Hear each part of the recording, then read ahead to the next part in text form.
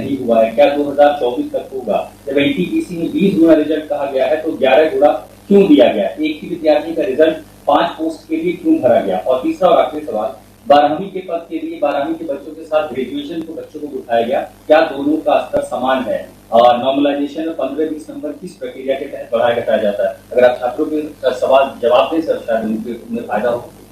आपने सारे प्रश्न पूछे हैं, सारे के सारे महत्वपूर्ण प्रश्न हैं।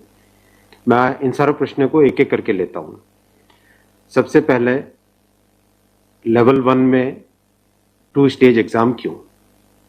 1,25,00,000 के आसपास स्टूडेंट्स ने अप्लाई किया है।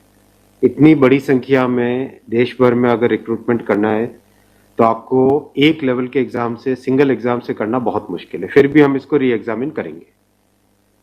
इतनी बड़ी संख्या में 1,25,00,000 कैंडिडेट्स अगर हो तो कैसे उनको एक साथ सेम तरीके से same level of hardness of question की, ये सब करना अति डिफिकल्ट। आप सब इस प्रक्रिया से गुजर चुके हो, आप भी समझते होंगे। इसलिए इसके दो, एक प्रीलिम एग्जाम और उसके बाद में एक कंप्यूटर बेस्ड टेस्ट 2 इस तरह से करके किया गया। वो नोटिस में लिखा गया था कि अगर जरूरत पड़ी, अगर परिस्थिति हुई तो उसके 2 लेवल किए जाएंगे। पहला ये। दूसरा आपका प्रश्न कि 10+2 में ग्रेजुएट्स को कैसे अलाउ करें।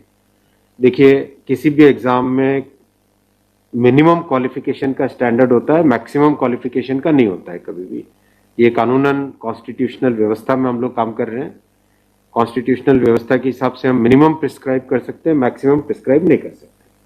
तो 10+2 के लिए जो क्वालिफिकेशन वाला स्केल है, उसमें अगर ग्रेजुएट बैठे तो उसको रोकने का हमें कोई अधिकार नहीं है, किसी को कोई अधिकार नहीं है।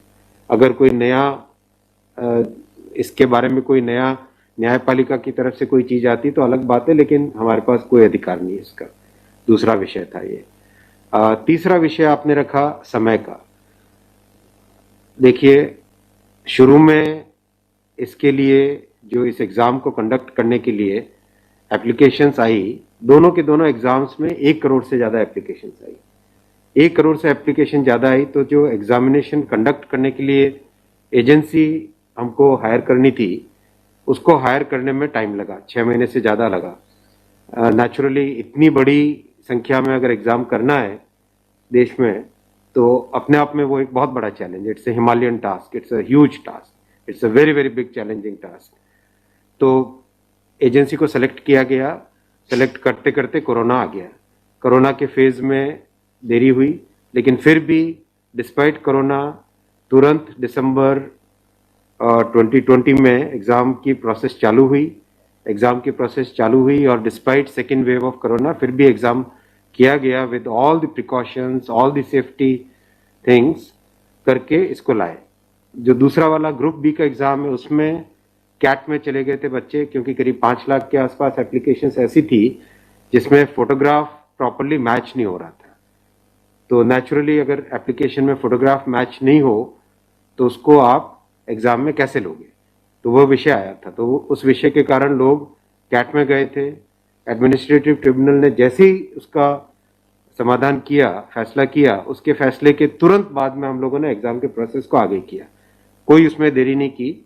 और हमारा, देखिए, हमारी सरकार, प्रधानमंत्री श्री नरेंद्र मोदी जी का इंटेंट हमेशा है कि मैक्सिमाइज करना है रोजगार को। इसीलिए आप देखिए इतनी बड़ी संख्या में, यानी रेलवे में 1,40,000 टोटल, 1,05,000 ग्रुप डी की कैटेगरी में, लेवल 1 की कैटेगरी में, और लेवल 2 से लेवल 6 की कैटेगरी में 35,000 कैंडिडेट्स वैकेंसीज। 1,40,000 की वैकेंसीज लाना कोई छोटी बात नहीं है, बहुत बड़ी बात है। फिर आपका चौथा पॉइंट आप देखिए, ज्यादा से ज्यादा कैंडिडेट्स को फर्स्ट स्टेज से सेकंड स्टेज में जाने का मौका मिले, इसके लिए 2015 तक हमेशा प्रिलिमिनरी एग्जाम जो होता था, फर्स्ट स्टेज होता था, उससे 10 गुना लिए जाते थे, केवल 10 गुना लिए जाते थे। 2015 के बाद में पहले ही संख्या बढ़ा के 15 गुना कर दी गई, जिससे कि ज्यादा से ज्यादा कैंडिडेट्स को मेन एग्जाम के लिए जाने का मौका मिले।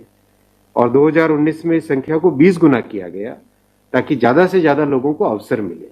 ज़्यादा से ज़्यादा लोग, क्योंकि फर्स्ट स्टेज जो प्रिलिमिनरी एग्ज़ाम इतना बड़ा नंबर है कि उस नंबर में हो सकता है कुछ बाय चांस उस दिन तबीयत ठीक नहीं हो, कोई दूसरा कारण हो, समय पे पहुंच नहीं पाए, कोई भी कारण से मिस कर गया, तो मैक्सिमम लोगों को हमें चांस देने का इंटेंट है। इसी इंटेंट के कारण 20 गुना किया गया।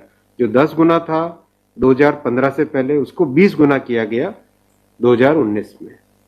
तो ये प्रो स्टूडेंट्स, प्रो कैंडिडेट्स वाली अप्रोच है हमारी, और हमारी इंटेंट एकदम नेक नियति से काम कर रहे हैं, सच्चाई से काम कर रहे हैं। देखिए, कोई भी कहीं भी एक भी जगह से कहीं कोई पेपर लीक होने की बात नहीं है, कहीं पे कोई एग्जाम के मैनिपुलेशन की बात नहीं है।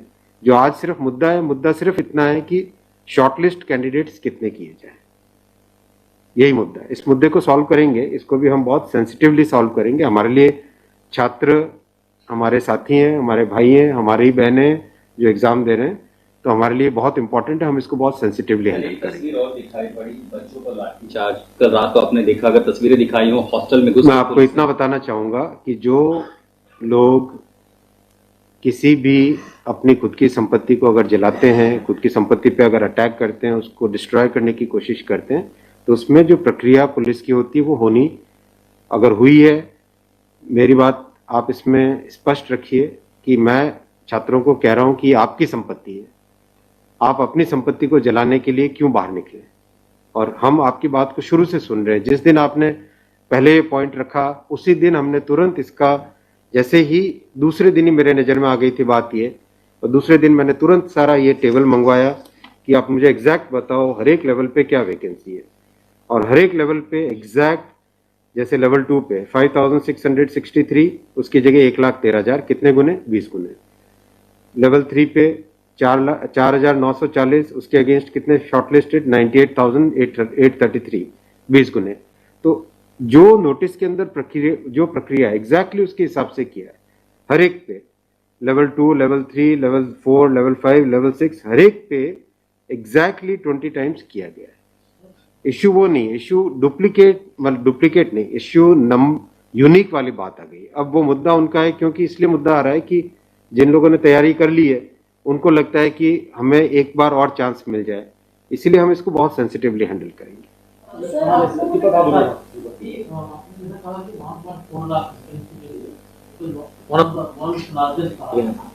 As of now, how many recruitment has happened, and by when all these things will be done? Because it was announced. यही तो रिक्रूटमेंट चल रहा है। देखो, इतना मैसिव, मैं आपको पूछूं कि वर्ल्ड का सबसे बड़ा एग्जाम कौन सा है? वर्ल्ड का अगर, या इंडिया का भी अगर बड़े एग्जाम्स देखें, तो बड़े एग्जाम्स में जेई बहुत बड़ा एग्जाम होता है, सिविल सर्विसेज बहुत बड़ा एग्जाम होता है, स्टाफ सिलेक्शन कमीशन का बहुत बड़ा एग्जाम। इन सब एग्जाम्स में एप्लीकेशंस की संख्या होती है 5 से 7 लाख, 8 लाख, 10 लाख। यहाँ 1 करोड़ एप्लीकेशंस हैं। आप ये तो देखिए ना कि कठिन कितना है। 1 करोड़ एप्लीकेशन, 1.25 करोड़ एप्लीकेशन, 1 करोड़ 25 लाख, 1 करोड़ 35 लाख, उसमें समय लगता है। But this is something government was aware in a country where there is so much of unemployment, and there will be vacancy like this. इसीलिए तो टाइम तो इतना लगेगा ही। अगर आपको इस एग्जाम को ढंग से करना है, इतना टाइम लगेगा, चाहे कोई करे। और उसके बाद भी आज देखा कि गया से आगजनी की तस्वीरें आ रही हैं। क्या ये कन्वे नहीं हो पा रहा है? कहाँ पर ये लैक ऑफ कम्युनिकेशन आपको लग रहा है, या मैटर पॉलिटिसाइज हो चुका है? नहीं, कुछ लोग इसका गलत फायदा उठा रहे हैं, और मैं उनसे भी निवेदन करूंगा कि छात्रों को भ्रमित न करें, कोई गलत इसका उपयोग न करें। ये छात्रों का मामला है, ये देश का मामला है, इसको हमें सेंसिटिवली हैंडल करना चाहिए, और इसमें हर तरीके से संवेदनशीलता के साथ इस मामले को लेना चाहिए। सर, कुछ छात्रों के ऊपर FIR भी दर्ज हुई है, कुछ पुलिस के स्टडी में भी अभी के समय में है, ऐसी खबरें आ रही हैं। आप खबरों की जांच करिए। देखो, जो पुलिस की प्रक्रिया है वो अलग चीज है। मैं अभी, मुद्दा है जो, उस मुद्दे को कैसे सॉल्व करें उस पे सोचना चाहिए, हमें फॉरवर्ड लुकिंग होना पड़ेगा। सर, मेरा एक सवाल है कि जिन जिन राज्यों में हिंसा की खबरें या फिर जो रेल रोकने का जो मूवमेंट चल रहा है, ट्रैक पे स्टूडेंट बैठे हैं, क्या उन राज्यों के मुख्यमंत्री से आपकी बात हुई है, और क्या कुछ आप लोग की संदर्भ में की कैसे? बिल्कुल, सब जगह लॉ एंड ऑर्डर स्टेट का जो रोल होता है, राज्यों के मुख्यमंत्रियों ने भी बहुत संवेदनशीलता के साथ काम किया है, और हम भी कॉन्स्टेंटली टच में हैं, कंटिन्यूसली टच में हैं।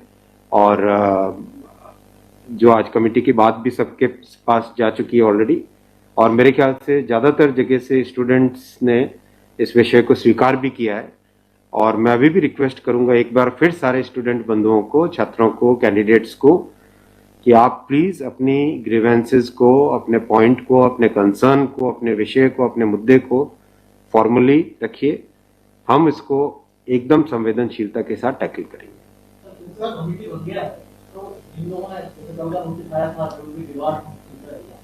Will that also be considered because they did not know that this is going to happen? नहीं, देखो, कमिटी एक बहुत ही सीनियर ऑफिसर्स की है और ये कमेटी हर चीज को, जितने भी मुद्दे इसमें आएंगे और हर एक मुद्दे को जल्दी से जल्दी, इस पर कमेटी का टाइम लिमिट भी दिया। कितना टाइम दिया हमने? टाइम लिमिट 4 मार्च तक। जो कमेटी की रिपोर्ट आने का क्या मतलब, जल्दी से जल्दी हमारा एम है कि इस मुद्दे को बिल्कुल भी डिले न करके जल्दी से जल्दी सॉल्व करें। 16/2 तक सारे के सारे कैंडिडेट्स अपने कंसर्न सबमिट कर सकते हैं। 3 वीक्स टाइम दिया। I think that's a reasonable time. इससे ज़्यादा टाइम देने की ज़रूरत नहीं है। और कमिटी अपना सारे कंसर्न्स को एग्जामिन करके रिकमेंडेशंस देने का टाइम 4 मार्च दिया गया। तो कोशिश करेंगे उससे पहले अगर हो जाए, 4 मार्च से भी पहले अगर हो जाए। डिपेंड करेगा कि कितने रिप्रेजेंटेशंस आते हैं। और मोटे मोटे मुद्दे तो अभी आ चुके हैं पब्लिक में सबके, इसलिए मुझे नहीं लगता है कि इसमें बहुत ज़्यादा टाइम लगेगा। एक तो आप कह रहे हैं कि जो मुद्दे हैं वो आपकी नॉलेज में आ गया है, मोटा मोटी भी सही आ गया है। दूसरी ओर ये कि जो आपके पैरामीटर्स हैं उस पर सब कुछ सही तरीके से लिया गया है, उसी तरह से शॉर्ट लिस्ट किया गया है।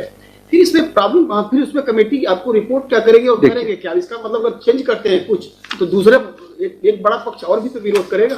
हाँ, ये इसीलिए तो मैं आपको देखो बताऊं ना, एग्जैक्ट किसी भी लेवल पे नोटिस में जो लिखा था कि 20 गुना कैंडिडेट लेंगे, अगर आपके सामने टेबल रखा हुआ है, 5,663 की जगह 1,13,000 यानी 20 गुना। 4,940 के लेवल 3 में 98,833 20 गुना। 161 के अगेंस्ट 3223 20 गुना। 17,393 347 3,47,676 20 गुना। 7,124 वैकेंसीज के अगेंस्ट 1,42,413 20 गुना।